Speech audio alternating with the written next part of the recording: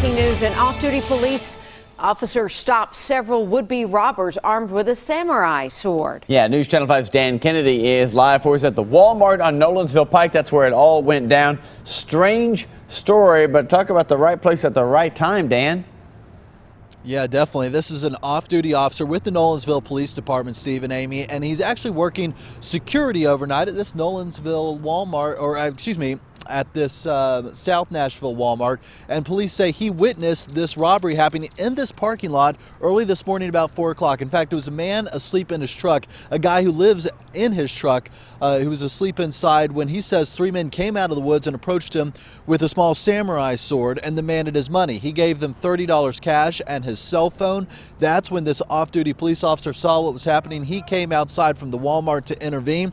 He then held 2 of them at gunpoint, but a third guy, the guy armed with that sword, ran off into the nearby woods. More police arrived on the scene. The K-9 units arrived, and officers began searching these woods that back up to the Walmart, and that's where they found the third suspect. So the good news to report this morning, all 3 people were then taken into custody. Nobody was hurt in all this. Soon they'll be booked on aggravated robbery charges. And as for the victim, I did speak with him this morning. He says he's very shaken up, but he credits that off-duty officer for saving the day. Reporting live this morning in South Nashville, Dan Kennedy, News Channel 5. All right, Dan, thanks so much. And more breaking news. We're following an overnight shootout between robbery suspects and victims in North Nashville. This happened just before midnight outside of Hadley Park on 31st Avenue North. Officers say a man and woman were robbed at gunpoint.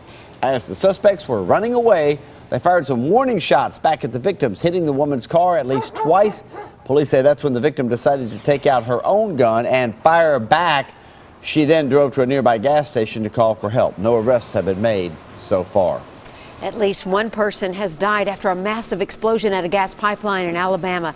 Authorities say a track hoe hit part of the Colonial Pipeline just south of Birmingham, causing the fire. At least 7 workers were seriously injured and rushed to the hospital, and 1 of those workers died overnight. This morning, gas is still burning at the site, but the fire is contained. Vietnam Veterans Parkway is back open after a multi-vehicle crash. It happened just before 4 o'clock this morning. 3 cars were involved in this. 1 person went to the hospital with minor injuries, and 1 person was treated on the scene. And a woman was rushed to the hospital after a fiery crash on I-65 in downtown Nashville. I-65 north at Rosa Parks Boulevard was shut down for about an hour. Officers on the scene say the driver hit a pole and the car flipped over.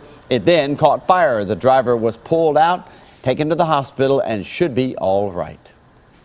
Happening today, the battle to kick a Mid-State sheriff off of the job heads to court. The Rutherford County residents who filed the ouster lawsuit want the court to suspend Sheriff Robert Arnold without the pay until the federal case against him is heard. Arnold is behind bars in Kentucky waiting for his federal trial on corruption charges. A Nashville chancellor will hear the case this morning at 9. We'll be in the courtroom. Stay with News Channel 5 for updates. A suspected killer is behind bars this morning after more than a year on the run. Yeah, Javier Rivas was arrested in New Jersey after the car that he was in was pulled over for speeding. The Tennessean reporting that 19-year-old was wanted for killing Olympia Hobbs during an attempted robbery back in 2015. Hobbs was shot and killed after answering a knock at the door of her Hopewood Court home. Her 2 children were not hurt in that attack. Paige Elliott is also already facing homicide charges in that killing. As soon as Rivas is extradited back to Tennessee, we will pass that information along. A sex offender sweep has become an annual tradition across the state on Halloween. Patrol officers with the Department of Corrections checked in on 1,100 sex offenders last night, making sure that they were playing by the rules. They're, of course, as we reported yesterday, not allowed to have candy or decorations or even turn on their porch lights.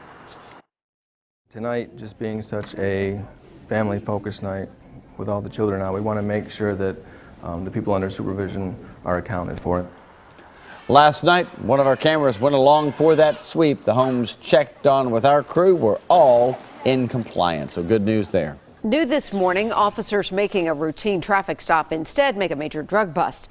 Franklin police found 94 grams of marijuana, nearly $2 grand in cash in DeJavery Williams' car over the weekend. Williams faces a slew of charges, including drug possession for resale and resisting arrest. He's due in court next week.